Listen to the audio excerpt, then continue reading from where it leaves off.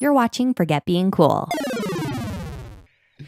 Of course, like this album, Based is how you feel inside.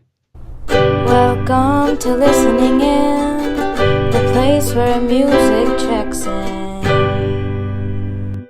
Hi, Josh. Hi, Dave. I probably just messed up the recording now, but it's whatever. Welcome to Listening In, where music checks in. I'm Dave Moore. That's Josh Weinberg.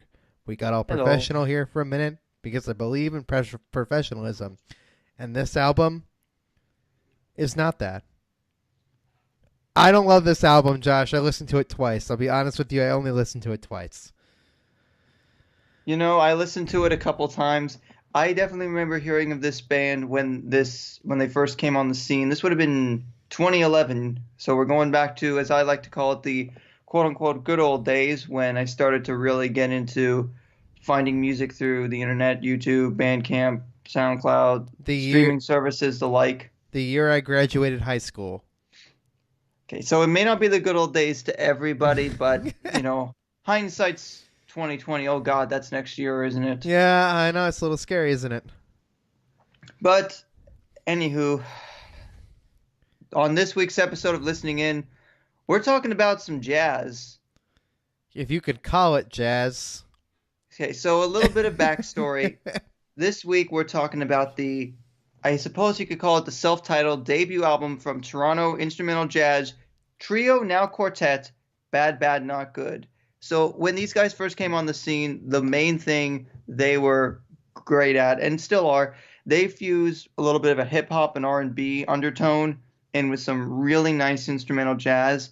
And in the time in 2011 when this came out, you know, on the come up in hip hop, you had acts like Odd Future and all the rappers associated with that. You had some smaller underground conscious rappers. You had Milo and Open Mike Eagle also came along the next few years. So I feel like some of the beats that I hear on this, especially with the samplers and the synth tones, these would not feel out of place with Open Mike Eagle doing a verse or Milo, something that it gets your head going, but it also would be the space for some really good lyrics if this wasn't instrumental. But I also think that because they're still a trio at this point, saxophonist Leland Whitty did not join the band until 2016. So it's kind of a bare bones effort here, but I feel like how they combine their love of hip hop with some interesting takes on, I think, some down tempo stuff, maybe a little bit of R&B.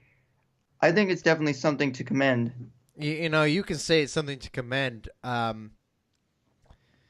don't know if I get. I don't know, when you take something and say we're gonna be instrumental, right? We're gonna commit to this idea. I know this was, you're saying, a trio at the time, right? I feel like to do that, you need to execute something interesting, something successful, something that has a catch, a tune, a beat. I think nothing on here. I seriously, I know this is going to offend somebody out there. Somebody loves this album. And to the band, I haven't listened to your entire discography. So I know this is your first album, and it sounds like it. It sounds like a couple high school kids got into a room, smoked a bunch of weed, and played the scales that they learned in junior high band class on a synthesizer and put it to a drum machine. I think it's garbage. I think it is bad. I think it is bad music. Considering you were talking about Betty Who last week, Hey, I don't hold really on. think you're one to talk. Hold on. I never said I liked Betty Who. I can have a different My point opinion. still stands. It's okay, Josh. Everybody can have a different opinion. I don't think on 90% of this album that they did anything that impressed me. I've heard, the random band off the street at open mic night sounds better than this. You know, that comment you said basically about, I guess I'm sort of paraphrasing, but them being seemingly inexperienced at the time. They only met the year prior to this through the jazz program at Humber College here in Toronto. They basically got together because they all loved hip hop. including acts like Odd Future and another MC that I just forgot about, but I realized in hindsight makes perfect sense for the kind of music they put down. MF Doom. Yeah, If you guys have heard MF Doom or his work in Czarface or Mad Villain, this is exactly the kind. It's cut from almost the same cloth. And I'd also say the beatmaker Kareem Riggins, his solo album, and also Jay Dilla a little bit. Some sort of hip hop beats that are not so rough and tumble, but a little slinky. I almost say there might be a slight influence from the score for a game like Parappa the Rapper in some ways, or maybe some other lighter walking jazz, if that makes any sense. It may seem like I'm taking this and giving them a real hard time here, and I am. I really am. I don't mean to take that away, but I think, Josh, and I think if I were to continue to listen to their music, because I think these people are showing the promise of what becomes a good musician. This sounds like the band got together for the first time, went into a studio or a room. Even I'm not even sure this was mixed in a studio, and that's okay, but it feels like this is a first attempt at trying to make something good, and I think that's a reason why it sits on Bandcamp. It's part of their discography, it's part of their history, but I think they know, and I think this is not probably their best work. This is them making something, and kudos to anybody who puts themselves out there and makes anything. And putting this show out there is hard. Making this show is hard. I don't know if it's any good. And you could tell me I'm completely wrong about thinking it's good, right? I think everybody takes some time to get their legs, and I think this comes out, and I don't think it sets the ground on fire. I don't think it caters to the hip hop audience or the jazz audience very well. No, it certainly catered. You had to be there. I believe it. But for me, when they go into their hip hop covers live, there are mosh pits, believe you me. I feel like we've been going a lot into the context behind it, but we haven't actually talked about any of the tracks on this thing yet.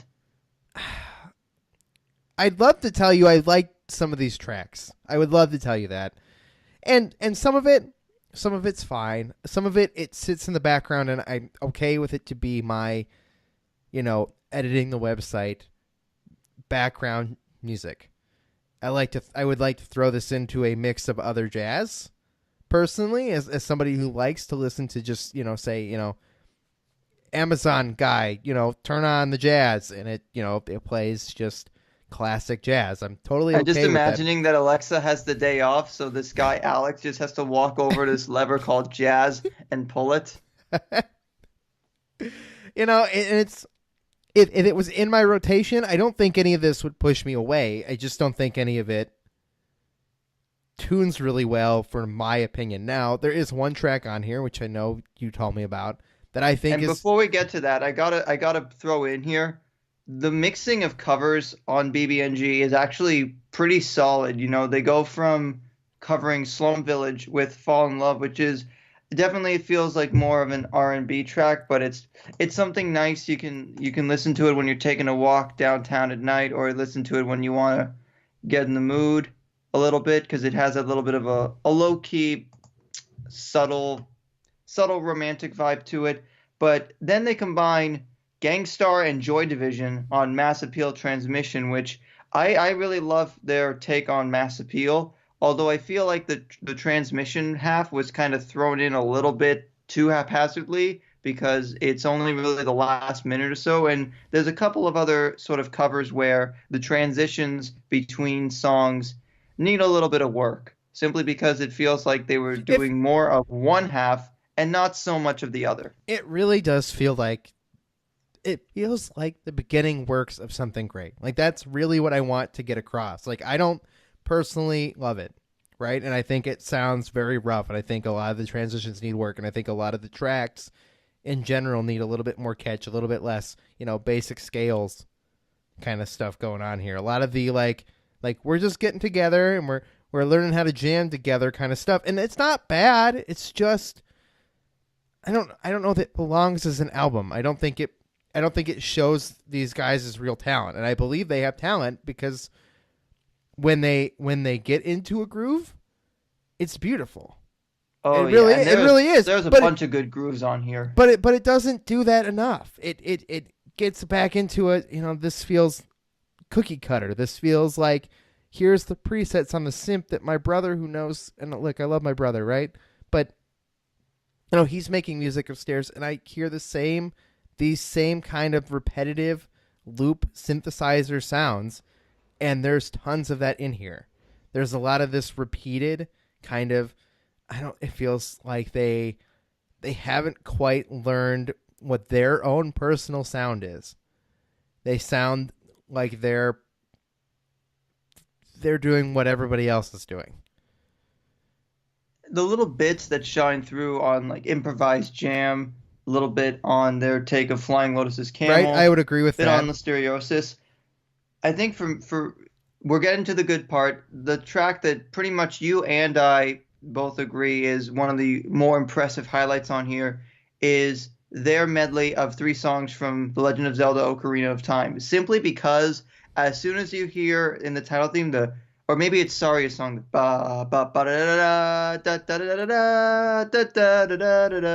it's like, oh my god, I'm playing Smash Brothers again. This is amazing. They took it though and they made it beautiful.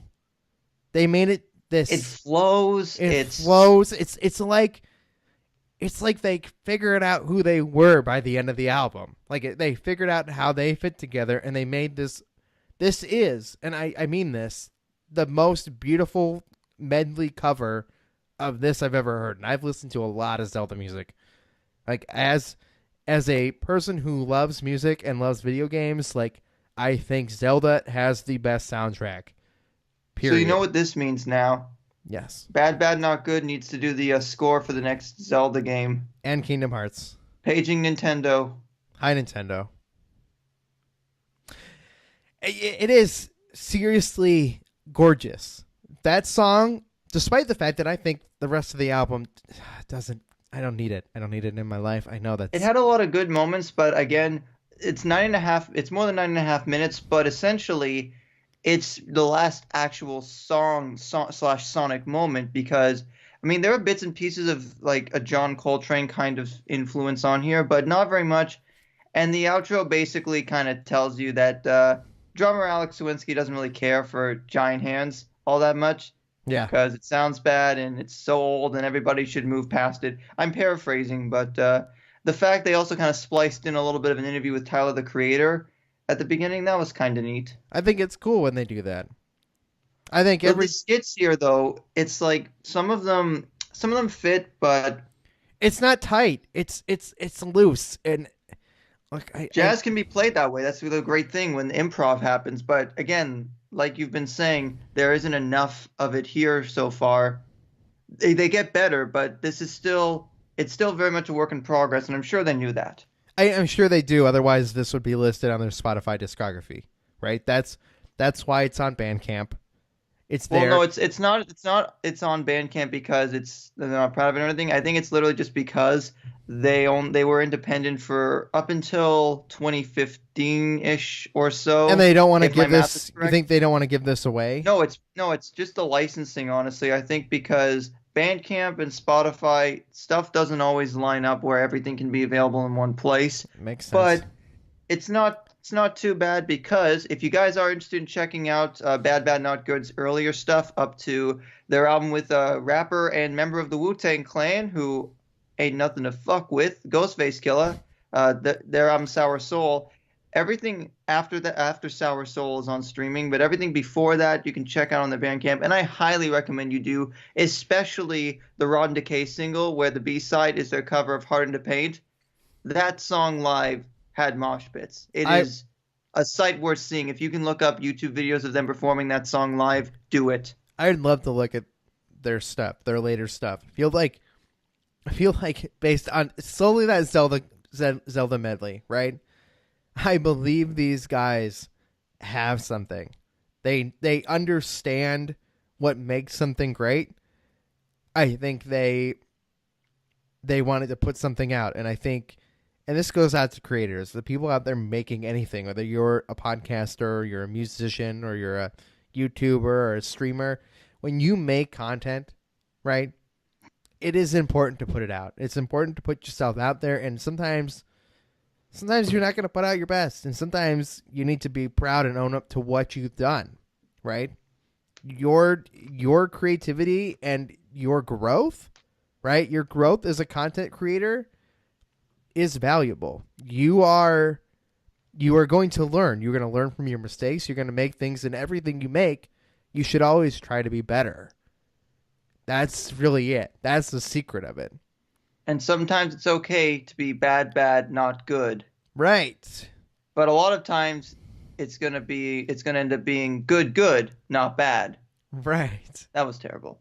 No, that was. I think, especially in the case of, I think these guys do have some jazz in there, but ultimately they feel more at home with hip hop. And that's why going forward, they do collaborate more with, more beat makers, more rappers. And it honestly fits because they mesh so well. And I think if you're looking for something that definitely is more bit down tempo or ambient or instrumental, sort of jazz hip hop stuff, bordering on trip hop at times, but definitely check these guys out. And I know there's going to be other kinds of jazz I will get you into or attempt to later on in this show. I think this will. I think their style, this is the last thing I'm going to say, and then I'll let everybody check out if listening in. Their style really would lend itself, and I know it does later, and I didn't listen to it, would lend itself better to collaboration. Like, you can feel it. Like, this is something that could use the support of other creators alongside them, and then they make something beautiful together. Same way with the Zelda medley. They didn't write that, but they contributed and put their own spin on it the same way that if they were to add other contributors, which they do later. You tell me this. I think their mix would lend a lot to them as well. Anyway, Josh, thanks for having me listen to this album. Guys, thanks for listening over on Bandcamp. We know this isn't in our master playlist over at forgetbeingcool.com, but that's okay. You guys can listen along with us. We always have the links, always with our next albums over on the listening in page. Those are available along with the dates of when those albums are going to come out. It's a little scary. Josh, I know when these episodes are going to come out now. I know, it's like you can see into the future. You should use that to your advantage sometime. Yeah, almost like I could prep content before it comes out. It's almost like we recorded this weeks and weeks ago, and you guys are just getting it now. Anyway, guys, thank you so much for listening in. Thank you for checking in with us. We're available on iTunes. If you guys want to listen, you can listen there, or you can watch us on YouTube, which is the best thing you guys can do. Hit that like button, subscribe, and we'll see you guys next week for another edition of Listening In. For more great discussions, hit that subscribe button or visit forgetbeingcool.com.